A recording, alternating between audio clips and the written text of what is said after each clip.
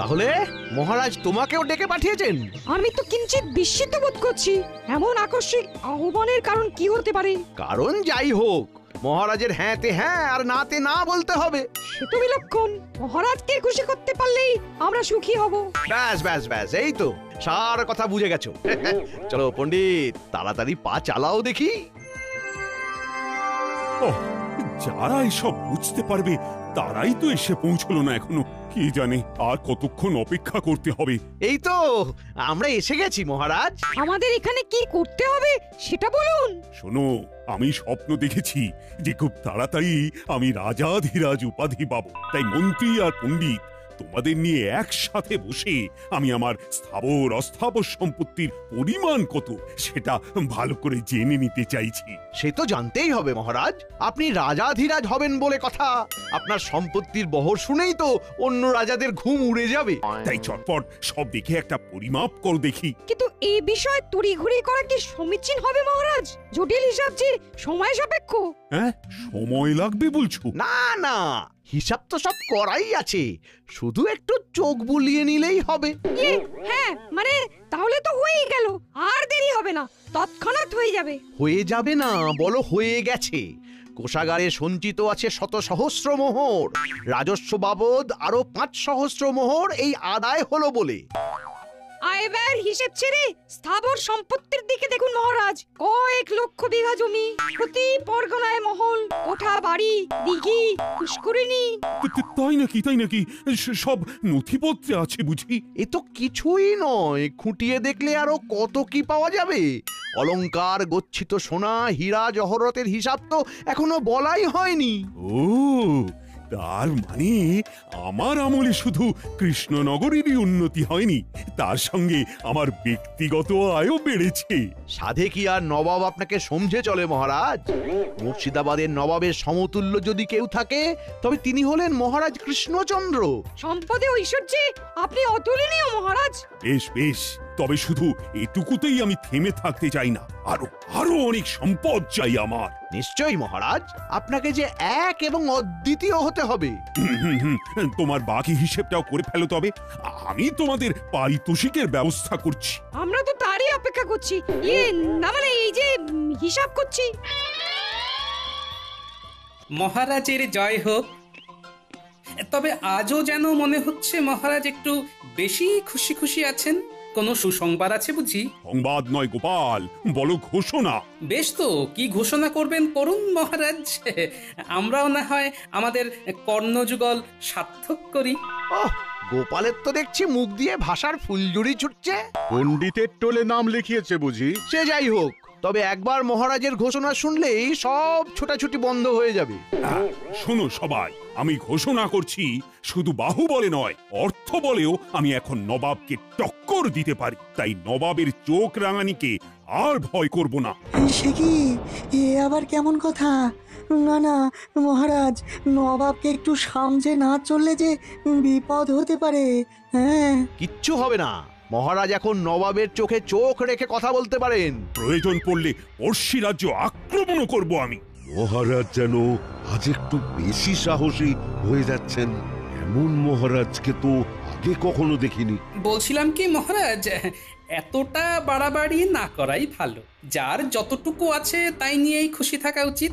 মহারাজ যা ভালো বুঝেছেন তাই স্থির করেছেন, তোমাকে আর ওই বেশি জ্ঞান দিতে হবে না। সত্য সব বিষয়ে ফোড়ন না কাটলে যেন গোপালের ভাত হজম হয় না। আসলে মহারাজের বারবারন্ত শুনে গোপালের চোখ টাটাচ্ছে। গোপালের মতো সর্বহারা আর সম্পদের কি বুঝবে? আমিও তাই ভাবছি গোপাল, তুমি বরং নিজের চরকায় তেল দাও। আমার ব্যাপারে তোমাকে আর নাক গলাতে হবে না। যেমন বলবেন মহারাজ।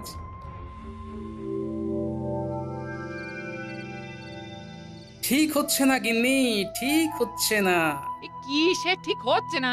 না না না না না, আমি তো মাথা মুন্ডু কিছুই বুঝতে পারছি না। তুমি না পারলেও মহারাজ একদিন ঠিক বুঝবেন, তবে ততক্ষণে বড্ড দেরি হয়ে যাবে গিন্নি। দেখো, হেয়ালি করা বন্ধ করে আসল কথাটা বলবে।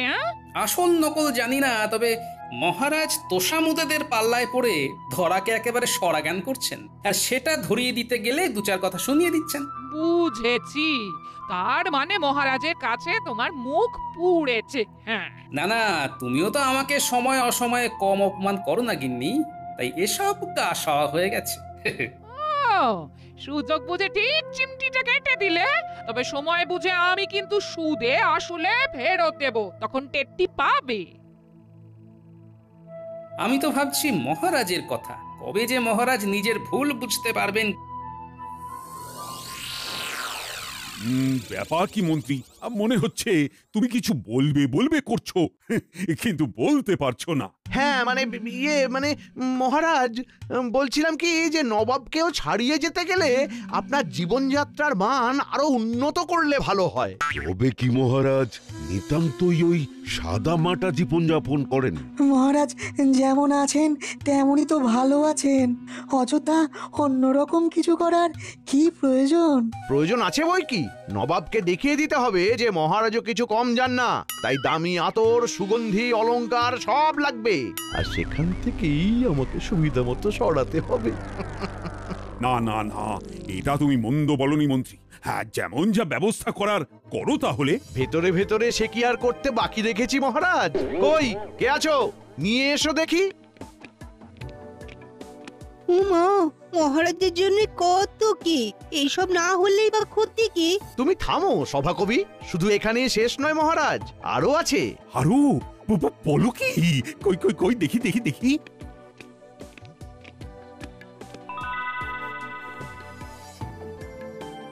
শুধু আপনার জন্য মহারাজ। না না, মন্ত্রী মশাইয়ের কাজে কোনো ত্রুটি নেই, সব ব্যবস্থা কেমন গুছিয়ে করেছেন। হ্যাঁ, সে কি আর এমনি এমনি করেছি, এই তালে যা হাতানোর তাও হাতিয়ে নিয়েছি। না, এবার যেন ভেতরে ভেতরে বেশ একটা উত্তেজনা বোধ করছি, মনটা একেবারে চনমন চনমন করছে। তোমরা কি দেখছো মহারাজ দিনকে দিন কেমন যেন পাল্টে যাচ্ছেন, কেমন যেন অন্যরকম। এই মহারাজ আমাদের অচেনা। মহারাজের হঠাৎ যে কি হলো ভাই, আর যেন তাল জ্ঞান নয়। কিন্তু এইভাবে চলতে থাকলে মহারাজ বড় কোনো বিপদে পড়বেন। কিন্তু সেটা তাকে বোঝাবে কে? বোঝাতে যদি কেউ পারতো তবে সে একমাত্র গোপাল, কিন্তু সেও তো এখন এইসব থেকে দূরে, ঘরে একা একা বসে। হ্যাঁ, যতই সে থাক দূরে, মহারাজের কথা ভেবে চলো না গিয়ে দেখি কি করে।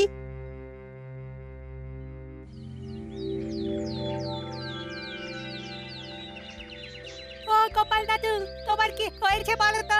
সারাদিন কেমন যেন মন খারাপ করে ঘরে বসে থাকো আজকাল। এটা কিন্তু গুলটে ঠিক বলেছে, না আমাদের তুমি গল্প বলো আর না মজা করো। তোদের এরকম মনে হচ্ছে বুঝি? তা তোরা আমার মুখ দেখেই মনের কথা বুঝে গেলি? হ্যাঁ, আমরা সব বুঝতে পারি, সেই জন্যই তো বলছি মন খারাপ করে বসে না থেকে আমাদের পড়াও দেখি। হ্যাঁ হ্যাঁ, গোপাল দাদু পড়ালে আমাদের খুব তাড়াতাড়ি পড়া মুখস্থ হয়ে যায়। হবে না কেন, গোপাল দাদু তো বুদ্ধির রাজা, তাই বুদ্ধি করেই আমাদেরও বুদ্ধি বাড়িয়ে দেয়। বটে, তোরাও দেখছি ভালোই তোল্লাই দিতে শিখে গেছিস। ওদেরটা না হয় তুমি বুঝে গেছো, কিন্তু মহারাজের ব্যাপারটা যে আমরা কিছুতেই বুঝতে পারছি না। সত্যি কি করেছে কি হয়ে গেল? যদি কিছু পারো তবে তুমি কিছু করো, না হলে তো শুধু মহারাজে নয়, এই বুঝি গোটা কৃষ্ণনগরেরই ক্ষতি হয়। বেশ বেশ, দেখছি তবে কি করে কি করা যায়।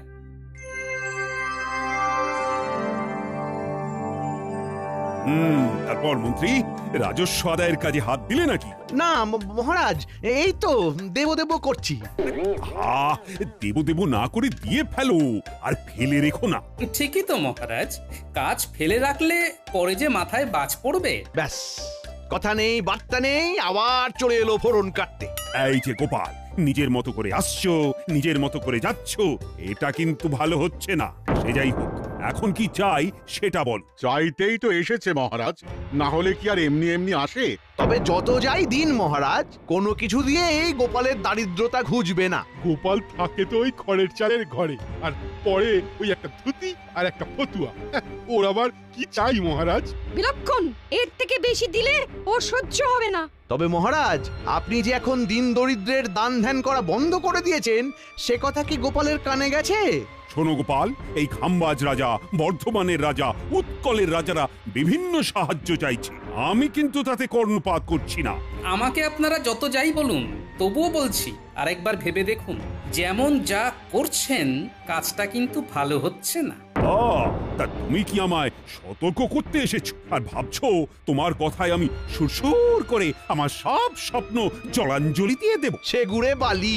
তাই তুমি হাতে তালি দিতে দিতে নিজের রাস্তা দেখো এবার। বেশ, আপনি যেমন বলবেন মহারাজ।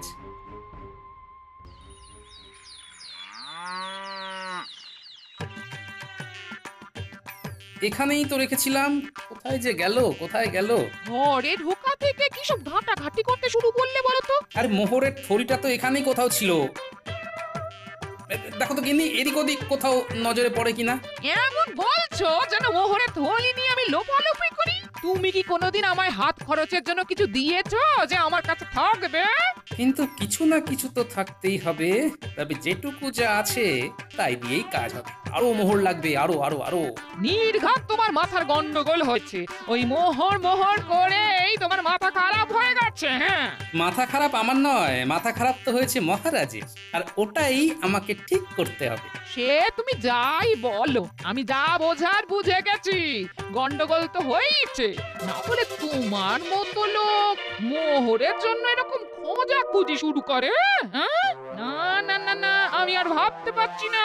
তোমাকে আর ভাবতেও হবে না গিন্নি, ভাবাভাবির ব্যাপারটা এবার আমার উপর ছেড়ে দাও। প্রণাম মহারাজ। আবার আবার এসেছো গোপাল? কেন মহারাজ, আমাকে কি আসতে নেই নাকি আপনাকে আমার মুখ দেখতে নেই? এই মরেছে, এবার কি বলি আমি?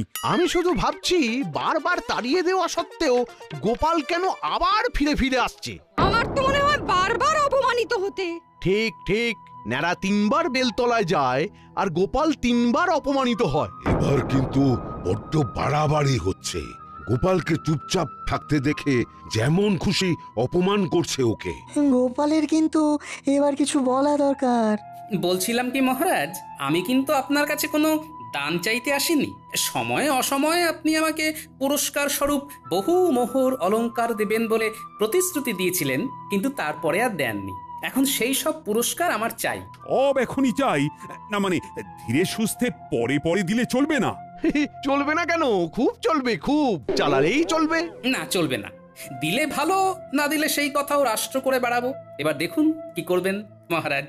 ছি ছি গোপাল, সামান্য কটা মোহরের জন্য তুমি এমন দরদস্তুর করতে পারো? যাও যাও যাও, এক্ষুনি গিয়ে কোষাগার থেকে সব সংগ্রহ করে নাও। আর শোনো, তোমার এই মুখ যেন আমাকে আর কখনো দেখতে না হয়। আপনিও ভেবে দেখুন মহারাজ, এই অপমান কি আর সহ্য করা যায়? বেশ, আসি তাহলে। কিন্তু গোপাল এটা কি বলে গেল? সে যা বলে বলুক মহারাজ, আসল কথা হলো দুষ্টু গরুর থেকে শূন্য গোয়াল অনেক ভালো। হয়তো গোপাল দাদু চলে এসেছে। আমরা তো তোমার জন্যই অপেক্ষা করছিলাম, তুমি বললে যে আমাদের পড়াবে। এই দেখো, আমরা বই খাতা কলম নিয়ে বসে আছি সেই কখন থেকে। ভালোই হয়েছে, এবার তো বাকি কাজটা তোদের দিয়েই করতে হবে। কি সব কাজের কথা বলছো বলো তো? তার মানে পড়ালেখা হবে না? হবে তো, তবে এবার লেখা পড়া হবে।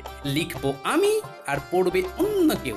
দে দে কাগজ কলমখানা দে দেখি, চটপট লিখে ফেলি।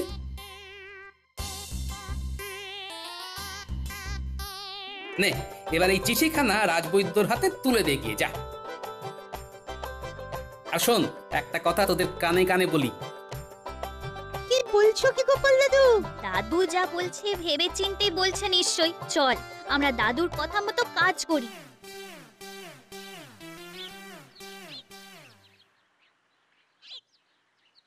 বলি বুড়ো বয়সে কি আবার লেখাপড়া করার স্বাদ জাগলো নাকি? স্বাদ তো জাগে, কিন্তু সাধ্যে কুলোয় না গিন্নি। সে কি আর আমি জানি না। তবে ওদিকে কি খবর? মহারাজ কি নিজের ভুল বুঝতে পেরেছেন নাকি এখনো অন্য ঘরে রয়েছে? না, এখনো পারেননি, তবে আজ যে অপমান করেছেন তিনি আমায়, এরপরে বেঁচে থাকাই মুশকিল। কি আবোল তাবোল বলছো বলো তো তুমি? একটু জল খাবো, জল দাও না গিন্নি। সেটা ভালো করে বললেই হয়, দাঁড়াও দিচ্ছি।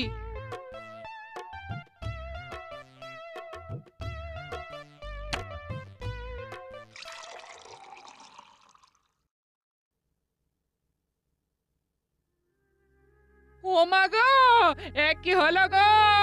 ওগো কে কোথায় আছো গো? মানুষটা তো এক্ষুনি বসেছিল আর তারপরে না না না, আমি বরং বৈদ্যকে ডেকে আনি গিয়ে।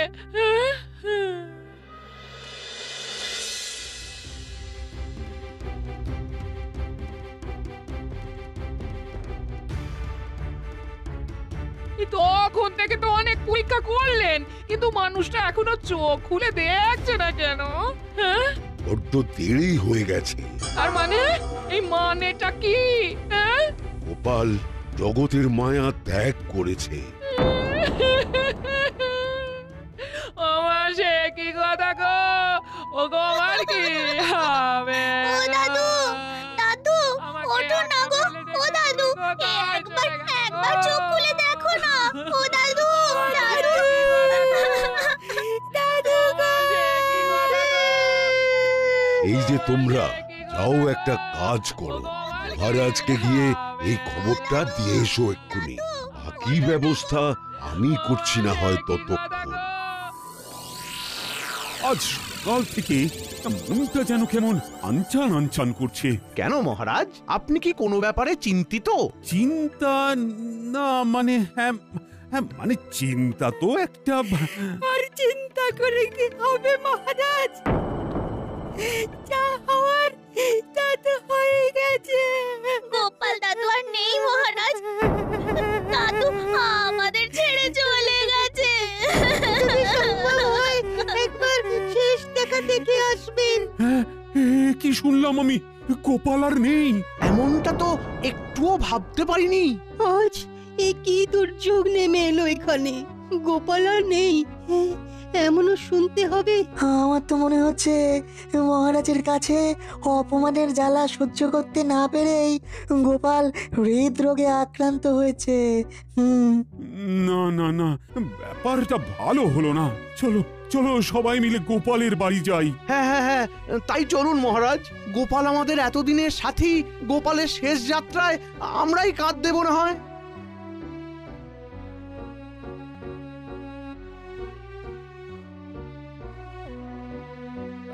ব্যবস্থা যখন সব হয়ে গেছে, তখন আর দেরি করাটা ঠিক হবে না। হ্যাঁ হ্যাঁ, এসো সবাই, কাঁধে কাঁধ মেলাই।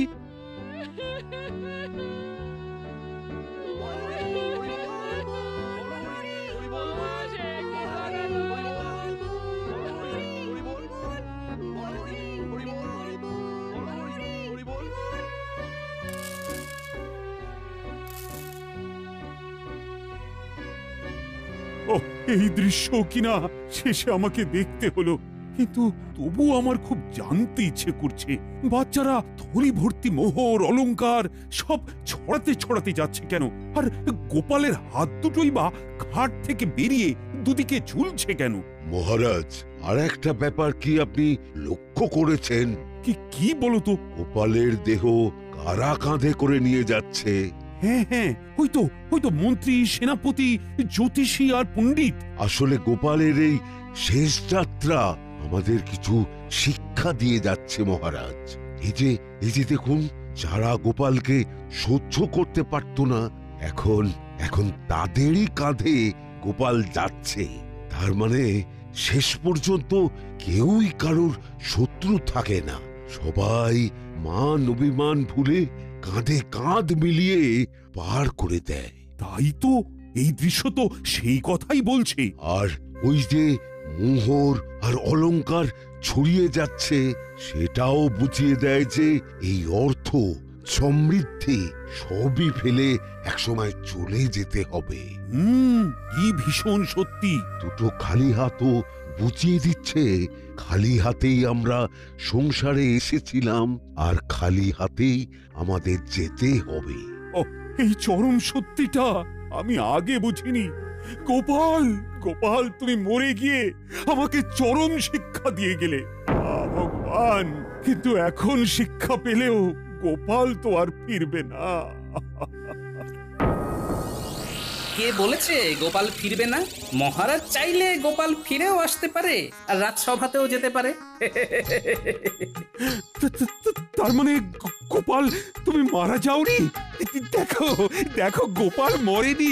তবে সবটাই যে গোপাল ওই চিঠি লিখে আমাকে আগেই জানিয়ে গেছিল সেটা তো আর মহারাজকে বলিনি।